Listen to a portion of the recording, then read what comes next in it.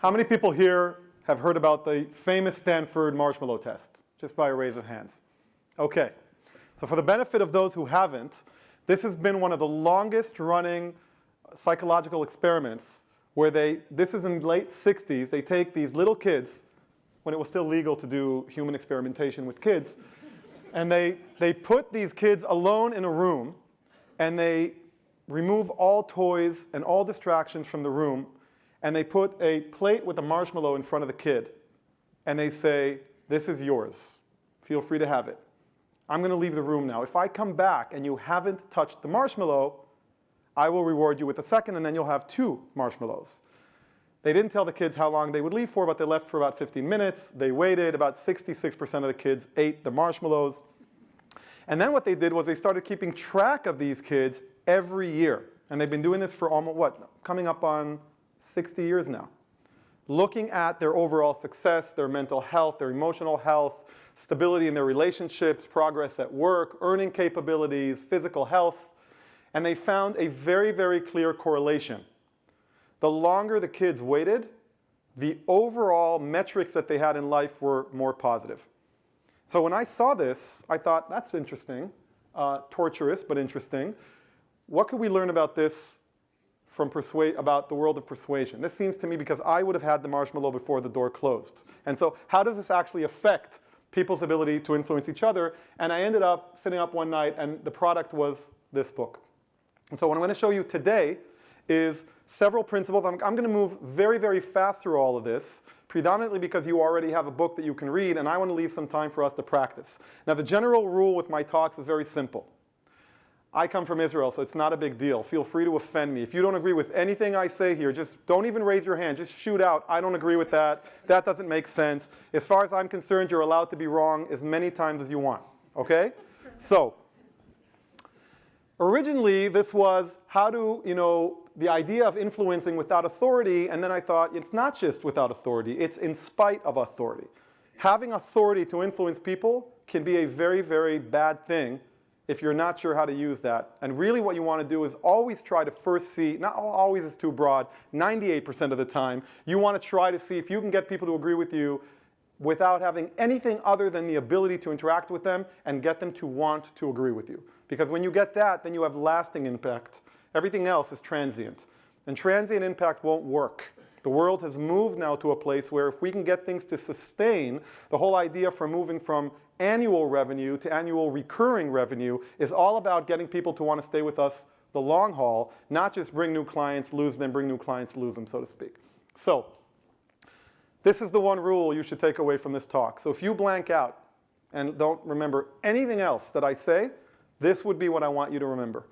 People feel before they think and long after they think. So if you look at this graph, what we know today from research is 30 minutes after you talk to somebody, they'll forget about 90% of what you've said. Sales presentation, management meeting, political conversation at home, argument over sports. People will forget 90% of what you say after 30 minutes, but they won't forget how you made them feel. And so here's an example for you. Let's assume for a minute that it was a huge mistake to bring me today. Just an absolute flop of a talk. And a year later, my name comes up with one of your friends, and they're like, yeah, I'm going to this talk by Ariel. And you're like, oh, God, just take your laptop. Really, really bad. Like, why? What does he teach? Something about persuasion, influence, horrible. Which obviously makes sense that you don't remember anything because it was a bad talk. What if the opposite is true? What if this ends up being the absolute best talk you've ever heard in your life? I'm going to let that sink in for a minute. Okay. Then a year from today, you run into somebody, and they say, oh, great, really great talk. Really, what does he teach? Persuasion, communication, nothing about gratification traps, nothing about... Why? Because single encounters are very, very hard to program into long-term memory from a purely cognitive perspective. Meaning remembering facts and remembering arguments is difficult for our brain. Our brain is not designed that way. If you read materials in behavioral economics, for example, which is a huge field nowadays, you'll find that we have 2 operating systems in our brain, System 1 and System 2. System 1 operates instinctively and automatically. System 2 is the process we've learned in school, how to be deductive, how to compare. That system's not natural. It's relatively new to the human development. And so when we approach people rationally, which is very, very important, I'm not suggesting we shouldn't, that alone won't be good enough. We have to leverage the instinctive system, which is the one that's going to affect how you feel. So when you walk away from a meeting or when you're preparing for a meeting, even if I don't show you anything else today and everything you do at your own level intuitively, if one of the primary things you focus on is, how will I make sure that the experiential memory from this meeting is positive?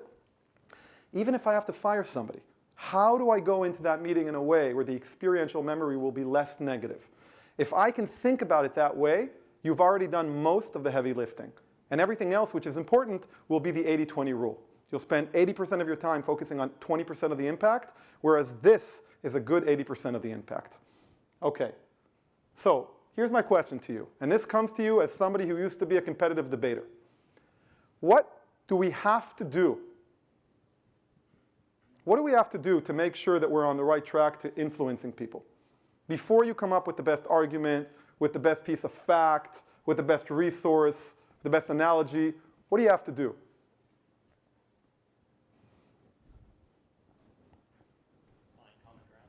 Find common ground.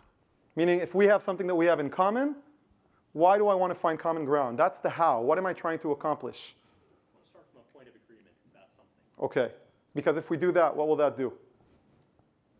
It makes it easier to set a foundation to introduce a new idea that you can also build an agreement on. Okay. So I'm going to distinguish between the first statement of finding common ground and the second part of something we can agree on. Because I think the first one is broader and more powerful. Finding common denominators, for example, is a huge thing. If you start a meeting with somebody, and that's, by the way, where the art of small talk comes in. If within the first few moments of an interaction with somebody new, you are able to identify something that the two of you have in common, you're off to a huge start. That system 1 is automatically, who mentioned before, trust, which is a huge thing, right? Trust will be built. Not necessary. We don't have the luxury of waiting till I can prove to you that I can deliver. You have to decide to give me an opportunity to deliver. People who find things that they have in common with other people automatically feel greater trust. And that's the evolution of 200,000–300,000 years of the Homo sapiens existing in small communities that had a lot of things in common. You need to understand, the way we live today is not natural to the human condition. The way humanity is existing today on the planet, which is what, 100–200 years old, considering the digital age, completely not natural to 200,000 years of having 20 people around the fire talking to each other. So in the past, if you ran into somebody and you didn't have the same language and they didn't look familiar to you and you didn't remember having gone through something with them and you didn't have friends that you had in common with them, your system automatically jumped into what? When we feel threat, what's the famous? Fight or flight. Fight, flight, freeze. And what's the fourth one, as of about 10–15 years ago? Facebook.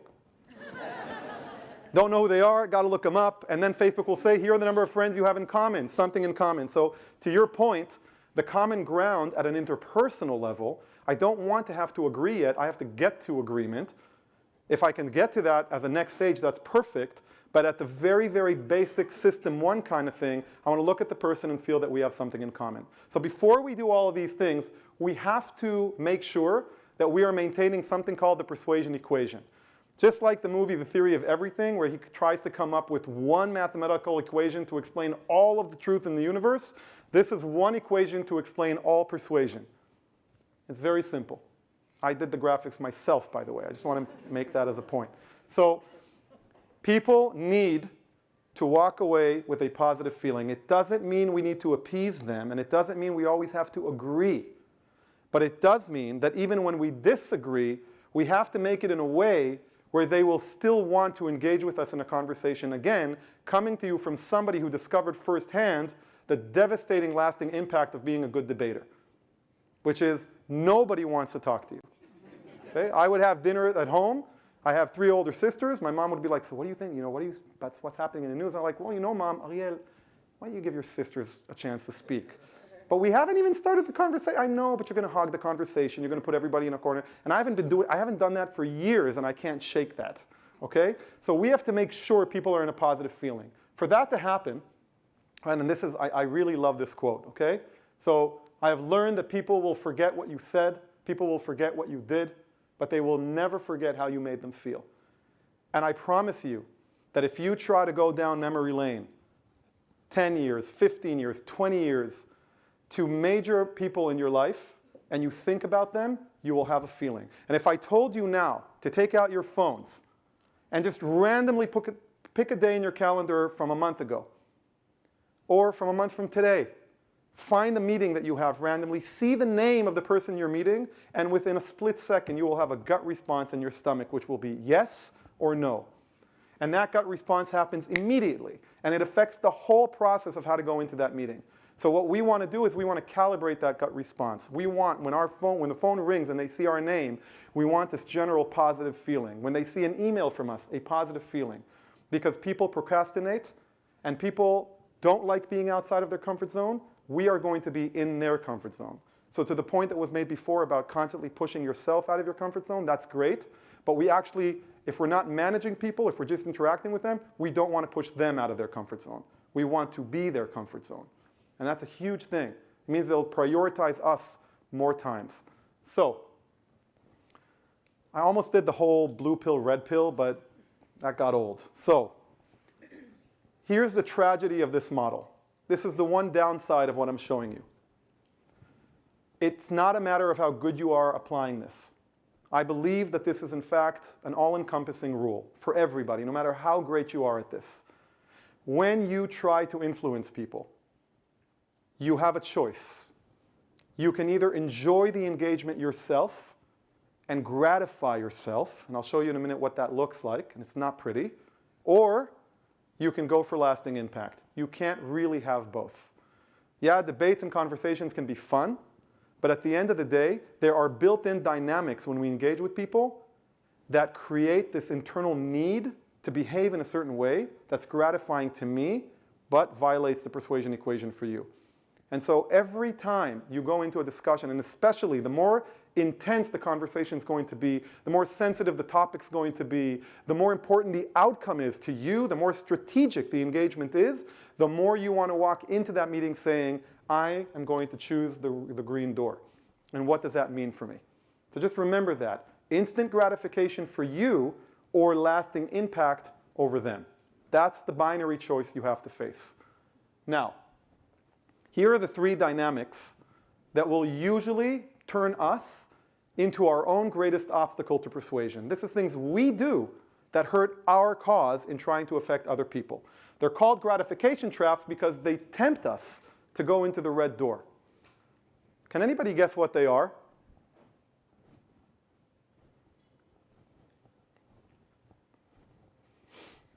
What would be a gratification trap? This is a dynamic in a conversation that leads you, that tempts you to do something that is actually not good for you, that violates the persuasion equation. What do you think? Yes? Talking too much? Talking too much. That's the behavior. What tempts you to do that? What's the trap that will make you talk too much? I'm looking for dynamics in the engagement. Yes? Hearing only what you want to hear? Hearing only what you hear, confirmation bias, right? That belongs to a category in behavioral economics. It talks about set biases in our brain. Confirmation bias is the process of only hearing what you want to hear, disregarding things you don't agree with, and reinforcing things you do agree with, right? Again, that's a behavior. It is also but there's something that's happening inside of us emotionally, not cognitively, that's making us fall into these traps. Yes, or that is a trap. Yeah. Insecurity? Insecurity. Ooh. Actually, yes, it's one of them. It's kind of adjacent to one of them, so that goes. Yes. Ego. I'm going to bundle ego with insecurity, and one of these absolutely talks about it. It's called the need for credit. I'll get to it. It's the worst one of the three, by the way. No surprise. Okay. So, I'm sorry, I missed you. Go ahead. You're right. Proving you're right. Absolutely. That's another one. It's called the need for certainty. So you've got 2 out of 3 so far. But we skipped the first one, which I actually think, again, relates to the panel we had before. When we look at companies who are going through hyper-growth and are shifting from that early stage where everybody does everything and everything's flowing into a place where now we have to do a whole category of from to, right? We have to move from everybody does everything to people who specialize. We have to move from localized teams to virtual teams. We have to move from there isn't a hierarchy hierarchy, everybody's right working with each other, to a place where we have mid-level management. There's a whole step there. Urgency plays a big part of that.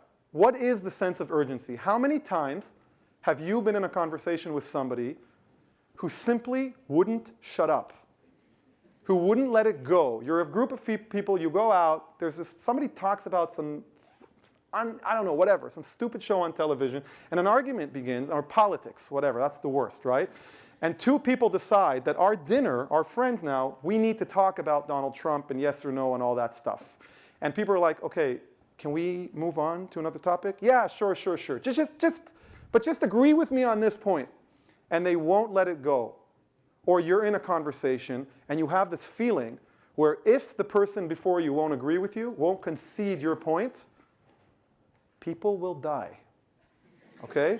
That is like the feeling you have inside, right? If we can't resolve this now, it's a budget meeting. We have a budget meeting in the management meeting. Okay, we're running out of time. No, we got to move on to the next one. Wait, but we didn't decide if we're going to do that.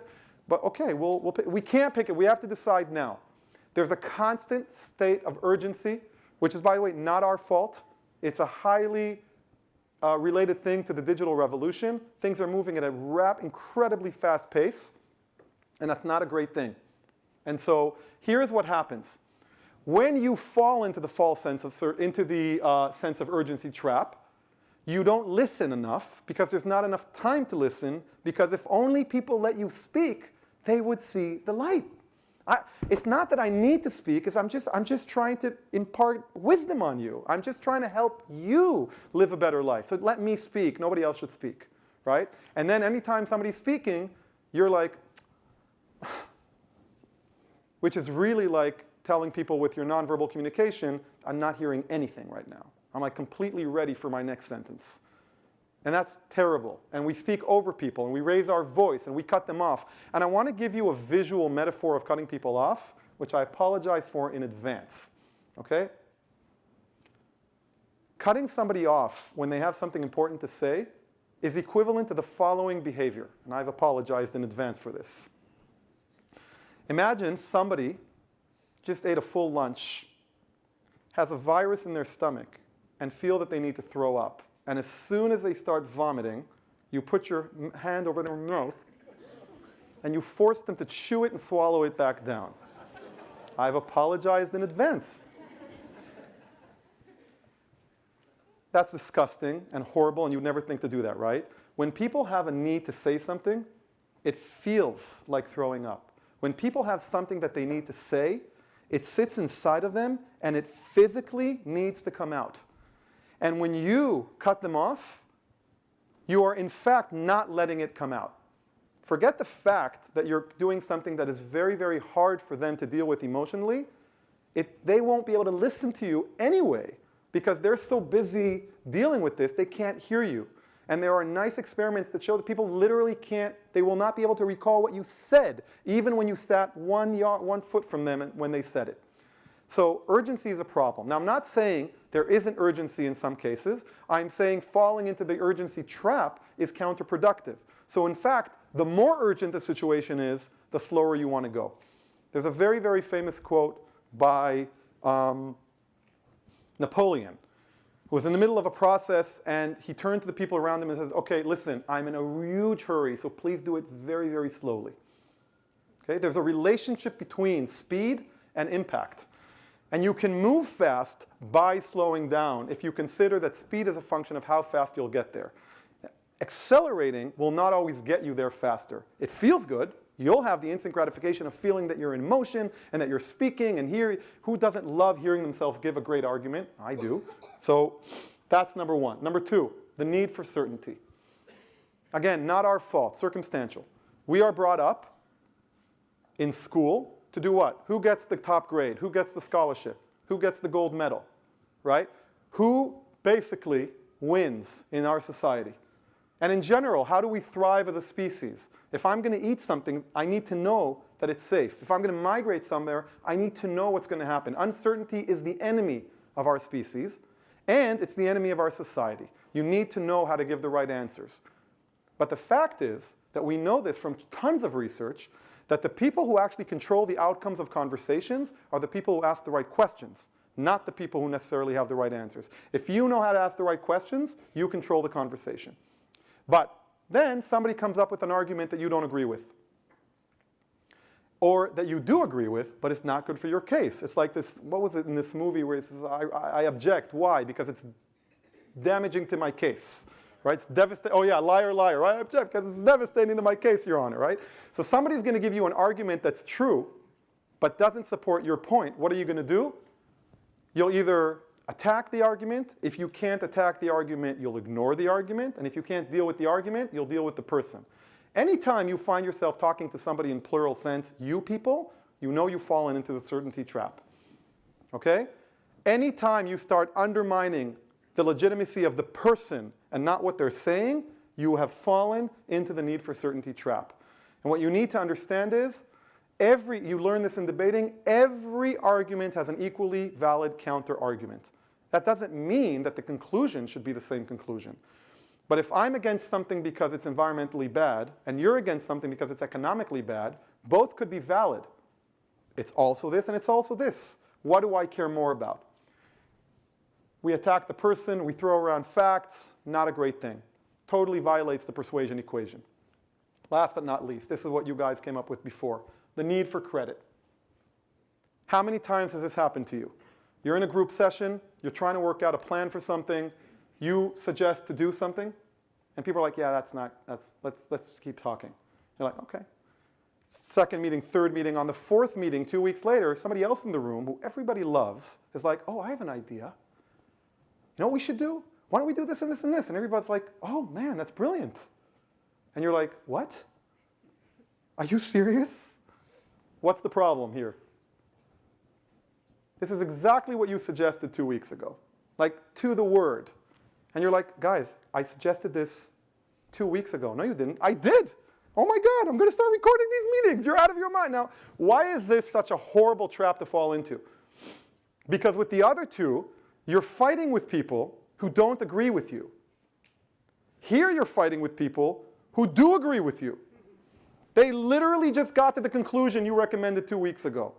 But because we need credit, we need to be acknowledged for our ideas. Instead of saying that's a great idea, we come back with that was my idea. Now, maybe it was your idea, and it's really annoying that you don't get credit. And credit can be important for getting budgets and getting promoted and winning prizes. You have to decide what's worth it more for you. The credit in that moment as part of your career development, or the dynamic with this group that you want to be able to influence over and over and over again. And I'm not telling you what the right answer is, because sometimes you need credit. You need to sometimes fight for credit. I just want you to be aware of your options. I want you to slow down a little so that you can actually choose which door you're walking into and not be thrown into the door because you're in this current that you can't control your destination. So this is about awareness and self-control, and that's why this relates to emotional intelligence much more than it does to IQ. Okay, here are 5 ways to avoid this, and then I'm going to try it out with you a little. Number 1, plan for a process. The more important the meeting, the slower you should expect to move. Don't walk in thinking, I'm going to get an agreement today. Don't walk in saying, I'm going to actually get them to agree with me politically on this. Walk in and say, I'm not going to get them to agree with me on this today. What that's going to do to you, it's going to prime your body physically and psychologically to relax. And the more relaxed you are, the more pleasant it is to talk with you. There we have the persuasion equation. Now, within that process, the smaller the step you can move, the better. That's the idea, again, that you brought up before of the common ground. A small move, something that we have in common, a joke, a reason to smile, a hobby that we can talk about. It doesn't even have to relate to the meeting itself. What's the smallest possible move that you could expect from this individual, or the smallest series of moves in this meeting, and then build a plan over 3 meetings. You're going to be like, I don't have 3 meetings. I have 1 meeting, and then I'm going to meet this person again in 6 weeks. What should you do? How do you break a single meeting into a process?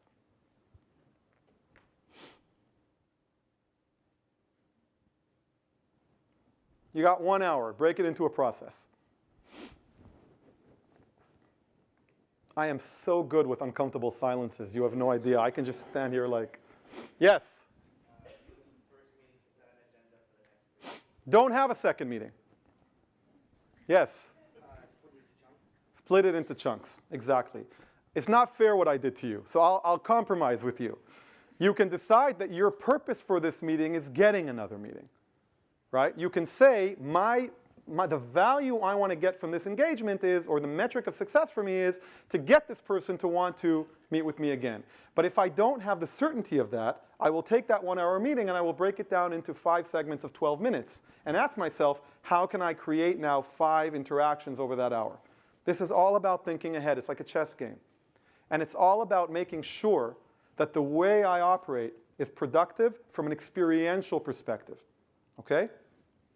The smallest possible step you can take is a step that is no step at all.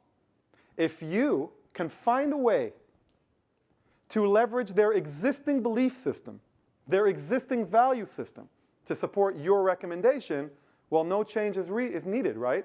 So let me give you an example. I want to suggest that there are 2 cities. One city has tons of employment, another city has unemployment.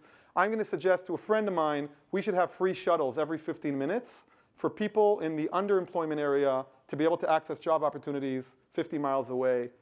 And I want to help close social economic gaps. I mean, I think that's worth a Nobel Prize. Okay? My friend says, absolutely not. Do you know how much pollution that's going to cause? Shuttles, they pollute terribly. They're going to create traffic. For every additional minute of traffic, that's thousands of vehicles emitting gas into the... Now, somebody says that to you. What's like a likely response that that individual is going to get from the person proposing the initiative? Sure. Oh, go ahead. Of course it's worth it. What do you mean, of course it's worth it? What are you talking about, pollution? Sure, you eat a full meal every day, don't you? I saw the apartment you live in, and immediately I start, is it a valid argument that more large vehicles will create more pollution? Is that an absolute valid argument? Okay. How do I utilize this third point? What did I just learn about this person? Environment's important to them. Should I create a competing dynamic between what I care about, which is social economic justice, and what you care about, which is environmental? If there's no other way, I should. But what could I do? If I knew the person was environmental, what could I do? Yeah, go ahead. I was going to say, ask them what they would do, what their conclusion would be. Perfect. So I could come and say something like, I'm thinking a lot about how to close social economic gaps, and I thought I'd pick your brain on that. What do you think? This is where we have to understand a fundamental difference between the what and the how. That simple thing, what and how, can make a tremendous business in everything that you do, a huge change in everything that you do. What should you be, the what or the how? When you're trying to be a more persuasive individual, your focus is on the what or on the how? Exactly. So if you care about the how, what can you allow? You can give the other people the what. You care about the environment? I might say something like, hey man, Jeremy, I want to talk to you about, I think I just came up with an amazing way of lowering pollution in one of these cities that has a lot of unemployment. You're like, really? Yeah, apparently there's a correlation between earning and poverty and recycling and consuming cheap products that are bad for the environment. If we can somehow lower unemployment in that environment by 8%, that's crazy 8%. Okay, by 2%, research shows that people are more likely to buy products that are healthier, and this is the impact it would have on the environment. What do you think? How is this person likely to respond to me now? Forget if we agree or not. From an experiential perspective, going back to Vivek's common ground, if I came to somebody who cares about the environment and said, I'm working on something that's environmental, immediately there's a connection between us. There's a shared value system. There's trust. Now let's talk about the how. Maybe we get electric cars. Maybe we only do it on certain days. Maybe if we find other ways to help deal with the social economic problem. Because that is my what, and nobody really should be married to the how. I don't care how we do it, as long as it's legal and ethical. How do we lower social economic gaps and deal with the environment? And that's where innovation and creativity come up. So if I can leverage somebody's existing value system, I can do that. But what do I need to do in order to do this? There's a problem with this idea of leveraging people's existing value system. What is it? You have to know it. So what's a great thing that you can do in these conversations early on? Ask. Lead with questions. This goes back to what I said before. The more urgent it is for you to convince somebody, the more questions you should be asking early on. The more you listen, the more likely you are to persuade people. Why? Because there is a huge deficiency of knowledge about the other person, and unless you know about them, unless you are able to tailor what you're suggesting to where they're coming from. And if you don't tailor it, sure, you could force their hand, you could go around them, but then instead of becoming allies, they're going to oppose you, and that's going to slow you down and cost you resources. I'm not saying it's always possible, but it's much more frequently possible than we usually assume. The questions you should be asking should be, let me give you an example. I worked with an executive who brought me in because he was getting feedback, again, that he was constantly dominating and dictating. He said, I want to learn how to be more pleasant to converse with. And I said, okay, let's try using questions. Let's say that you need to convince me that this wall should be blue. Just do it with a question. It's like, okay. He scribbles down notes and he crumples, throws out, writes another one. He's like, okay, I have one. Don't you think this wall should be blue? That's not a question. That's a leading the witness. So open questions are ones that can't be answered with a yes or no. What would be a good way to ask me a question about the wall? What's my favorite color? Black. Love the charcoal black. Darkness. What do you think of this wall? This, probably the nicest I've ever seen. Wouldn't change a thing. What's the problem? Wait, what was that? Pull out where else you see blue in the room. Like, oh, there's blue cushions over there. I don't see blue cushions, but I'll have what you're having. Okay. If you had to change this color, what would you do? If I had to change this color, you know what? Green. Halfway there. So, what is the common mistake? Which trap have all of you fallen into already by simply asking me these questions? You're applying my method, but you've still fallen into a trap. Which one? I'm reminding you, we had urgency, certainty, and credit. You all fell into the same trap. What was it? Urgency. Why? Because we want the first question answer to be the one we need. Exactly right. Because you weren't truly asking me questions about me. You were asking me questions that you thought would box me into the conclusion you want me to get to. Because you couldn't wait. Let's try again. Ask me a question. Yes? Did I choose that shirt this morning? Well, I got to tell you, it's a bit of a tricky question because it's the only clean iron shirt I had today. So, yes, I applied agency and decided to wearing this shirt today. Because I read reports that blue is a very calming color, so I thought maybe you wanted to help us calm down. I got to tell you something. The very last thing I want you to do is calm down in one of my talks. Maybe we should do it red. That's a good start, and then maybe you can see if the reaction from the audience is positive or negative. You know what? I love that. You're talking about data-driven progress, right? A/B testing. We'll start with red. You know what we'll do? We'll do a month of red, and then we'll do a month of purple, and then we'll do a month, we'll do the whole spectrum, and then we'll do, that's a great idea. I love what you just suggested. Okay. You're still falling into the trap of urgency. What do you need to do here? Slow down. Ask me a question. How are you? I'm well. Really. No, I'm real. I'm having a great time. I love doing this. You should be asking questions about me. There's a wonderful saying in the world of persuasion. Talk to people about themselves, and they will listen to you for hours. Okay? We may have gotten to a point where a single individual in the world using technology can reach 2-3 billion people. We've also gotten to a point where it's almost impossible to get people's attention. Now, I'm not an historian, so please, you might want to fact check what I'm saying now. I haven't, but about 500 years ago, when you were talking to a friend, and again, you should check this, they probably weren't doing this while you were telling them what happened today. Yep. Yeah. Okay? The quality of technological communication has risen, but the quality of interpersonal communication has dropped. They're moving in completely opposite directions. So it's very good for productivity to be able to send an email quickly, but it's very, very bad that communication has gone from in-person to vocal, to video, to vocal, to text. And there's a reason why emojis have emerged. We're literally back to hieroglyphics, right? And there's now research that shows that the use of emojis increases collaboration. It's a bit weird if you're sending like a wink to a CEO of a client, but we're getting there.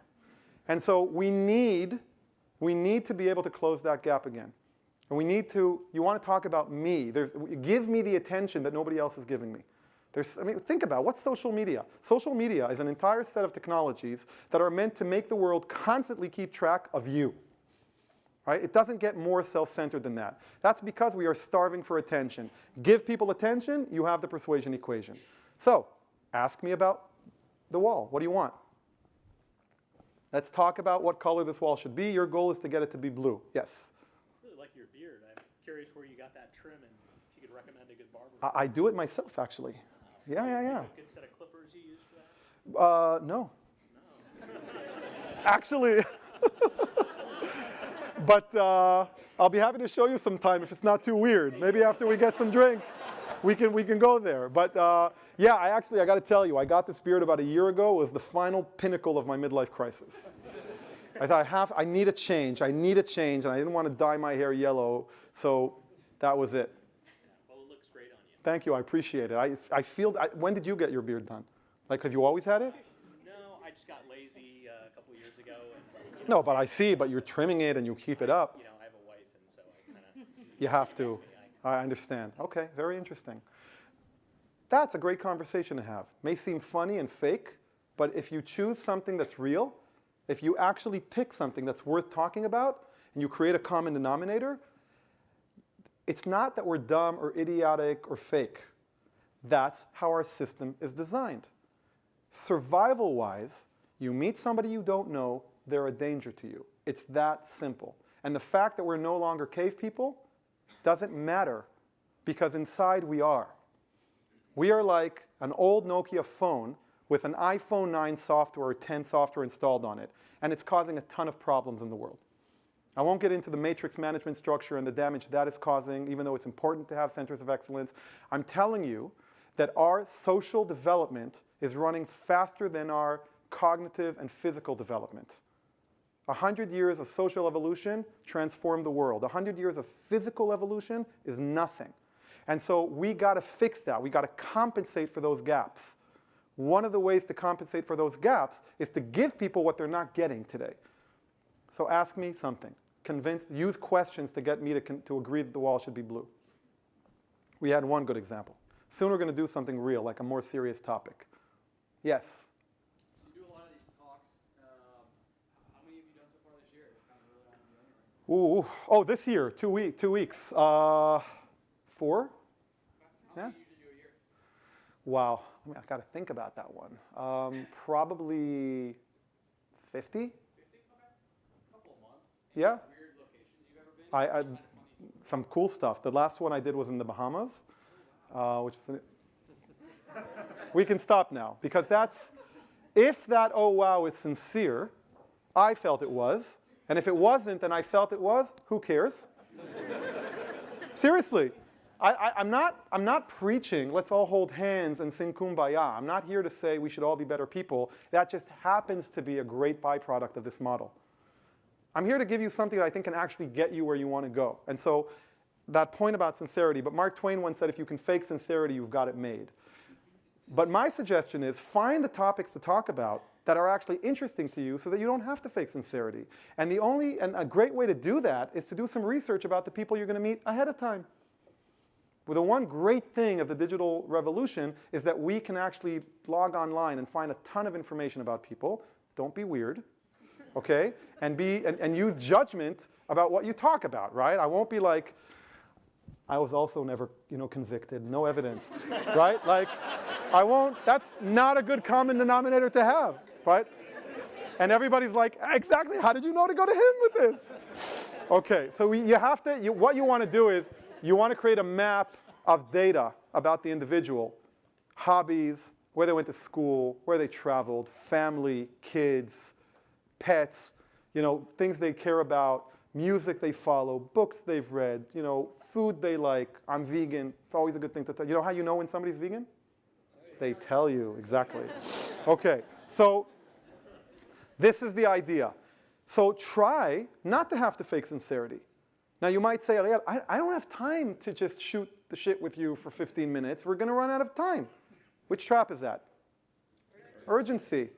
If you think you have a better way of getting it done within the time frame you have, ignore what I'm saying. If you don't, if you try and it doesn't work, then maybe try this. The idea is to get you there as fast as possible. My experience is the greater the stakes, the slower you move, because the faster you get there. That's like the dynamic. Okay?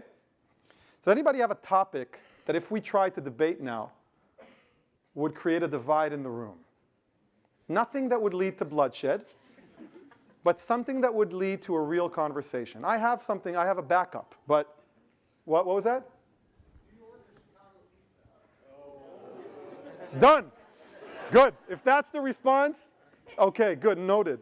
How many people, let's do a show of hands. New York pizza. Okay, maybe we need another topic. Wait, no. Chicago pizza. Chicago pizza. That's good enough. That's good enough. There have been small armies that have defeated the Roman Empire. Okay, so can we get some roaming mics for just a minute? Who, you were for Chicago pizza, right? Yeah, but you should probably ask one of the Chicago. Okay. Okay, very brave. So somebody else, again, are you, that's fine. Okay, Chicago pizza, raise your hand, please. Oh, we've just lost some numbers. This is not going well. Okay, you know what? Let me ask you this. Let's take a different topic. I will propose that for all of its glory and contribution, Slack has gone too far. You know, we would be very wise to I think 50% of the time we shouldn't be using Slack. How many people agree with that? How many people don't? Now we're talking. Okay, we need a mic over here. In the meantime, stand up. Okay, do you all have the things we gave you that you can throw? Okay, no, I'm kidding. So you think, you don't agree that it's gone, you don't agree that we should limit ourselves to 50%. Okay, tell me why. There's a lot of different applications on Slack that actually increase productivity and can actually do a lot of the self-reporting that we're asking other people to do for us. Okay. So, do you have to use it for everything? No, but it could be a different tool and you can add more power to it and to the productivity of the company. Got it. Who said we should lower Slack? Now, I should have said this. I will stop the conversation as soon as you fall into a trap. No pressure. All right. Do I have to stand? Please. All right. How many people go to bed at night sometimes feeling guilty? Like guilty you weren't a good wife or a good husband, or guilty that you didn't spend enough time with your kids. All right. Ooh, you went from the spouse to the kids and it's suddenly, okay. So much more there. We know what the next talk should be. Okay. All right. I would like to make the argument that Slack just makes you feel more guilty. You feel like if somebody's slacking you, you have to respond right away. Did you fall into a trap? I did. Which one? The urgency one. I was going to say gratification, where I have. Well, they're all right. gratification traps. Oh, well, so you okay. definitely fell into a gratification trap. The obvious candidate is urgency, but I'm actually going to suggest that you fell into another one. What's the other one? Credit? We have credit and we have certainty. Certainty. I'm going to propose you fell into the certainty trap. Why? Because I was so convinced I was right. And that led you to do what? Or not to do what? I'm going to say led me to plant my story in other people's heads. Okay. You have a comment on that? She didn't respond. You didn't acknowledge what was said to you by a person who you knew was among the constituency that you may want to influence, right? So we tend to preach to the choir. And if somebody gets up and says, I think even if you have a different opinion, using the concept of process in a single meeting, you could get up and say, I'd like to add something. Now, I trapped you into that by asking for an opposing opinion. But I'm allowed to do that. It's my session, right? But the idea is, I would have gotten up and said, first of all, I want to start, I agree, it absolutely has applications that improve productivity. And what could you do even a step further that would really bring it home? I could tell my own personal story where it improved productivity. Exactly. You could say exactly, like for example, last Monday, this happened. So I want to strengthen that point. It did in fact suggest my thing, and pass the mic on. You're like, what do you mean pass the mic on? I just layered the layer. Now I can give my opinion. Wait. Let other people speak in the room. Let other people make mistakes. Because at the end of the day, experience is relative. There's like one of my favorite jokes is two friends decide to go in the jungle. I don't have to keep you standing up if you want to sit. Thank you. Two friends are deciding they're going to go hiking, and one is like system 2 in the brain. They say they're going to meet at 6. He's there at 5:45 a.m., backpack on his back. He's got everything. He's got first aid kits, thermal underwear, you name it. His friend shows up 20 minutes late, just like slacks and some shoes, nothing on his back barely. First guy says, this is how you're going to walk for 3 days with me? It's going to be freezing. You're going to be so uncomfortable. He says, I know. But I read that there are lions in this area. I don't want 30 pounds on my back if we run into a lion. And the guy says, that's so dumb. You think it matters if you have a back on your back, like whatever? If we run into a lion, you're not running faster than a lion with or without that bag. The guy says, I don't need to run faster than a lion. I just need to run faster than you. So it's all about being relative. So what you can do is you can reinforce his opinion, let other people speak, give their opposing, fall into the traps, say, you know what, I'd like to say something, I have another thought. I just realized that it improved my productivity, but this conversation made me think about how many times I feel guilty going home, and when I cross-reference that with productivity, I'm not sure anymore what outweighs what. You're wavering, you're still not. What you're creating is you're creating a situation where you are open. Now, you might say to me, what do you guys think, what does everybody here think is the greatest resistance I get to these various methodologies of persuasion and communication? What do you think is like bothers people? It has to do, by the way, with one of the words that was chosen before. I think people are being too bold. That's not it. I think people are perceived as not being authentic. Right? The word we had before was authentic, which I also think is an amazing word. You're not being real. You're being fake. You're being right? Not true. Because I'm not suggesting that you do this as a trick. I'm suggesting that you actually embrace this methodology, that you leave yourself open, that you really don't rush, that you actually check your opinions at the door. It will really work for you. Because the best persuader in the world is not the person who can persuade everybody. True persuasion, this may sound a little hoo-ha, but I really believe this. True persuasion is about the search for truth. So you want to be equally affected by other people's opinions. You should, because if somebody changed your mind, that's actually a good thing. That means that you chose to change your mind, that before that you were in the wrong position for you. And so it's not a game. It's not about, like, I'm just constantly going to manipulate everybody and all that stuff, which I could never convince my wife of, which is why it was impossible getting into a conversation. I'm not having this conversation with you. I don't want you to use all these techniques on me. I'm not one of your clients. I should have said ex-wife, by the way, but okay. I want to end with a video. They redid the experiment with the marshmallow test. We have time? You know what? No. I'll linger a little if you have any questions. But I want to end with the marshmallow test, which was recorded. They did a reenactment of it. I want to show you a little bit about how these kids reacted when they had to go through the marshmallow test.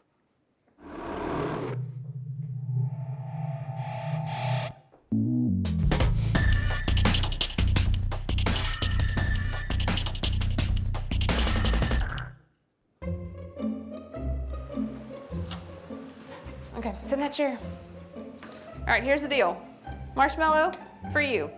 You can either wait, and I'll give you another one if you wait, or you can eat it now. When I come back, I'll give you another one, so then you'll have two. But stay in here and stay in the chair till I come back, okay? All right.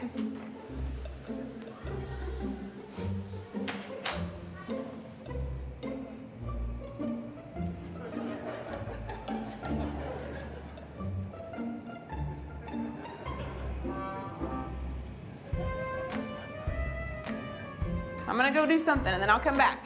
It smells yummy. It smells really good.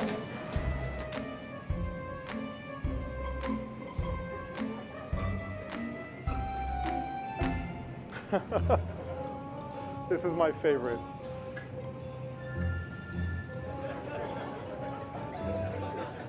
Okay, thank you. We can stop the video. So there was a guy who gave a talk on TED where they did this, I think in South America somewhere, and they had a really, something very interesting happen.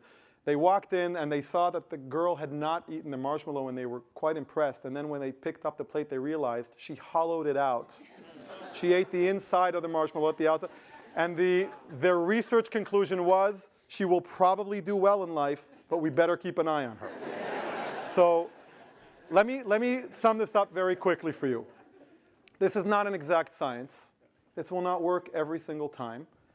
I've been doing this for 17 years. It's still difficult. I was thinking of marketing the book with a piece of wood that every time you'd use this methodology, you'd walk out into the bathroom later and be like, ugh, because it's so annoying to delay gratification and hear people say things that are wrong and not walk into what they're saying and let other people speak when you have the answer. So don't jump into the deep end so quickly. Try it out, small steps. Don't be critical of yourself when it doesn't work. Just slowly. And also, this is not a replacement of everything else that you know. This is another possible way for you to use whatever it is you already know how to use. And so just what I want you to consider, and this is a very strong recommendation, is focus on the experience, not just on the outcome, not just on what you need. Make it a point for yourself. Give yourself a scoring system at the end of every day. How many calls and emails and meetings did I do today that I think would score 8 and above on the general experience they created? If you can keep that score high one way or another using this model or any other that you come up with, I think it'll benefit you significantly. Anyway, Jeremy, thank you very much for the invitation.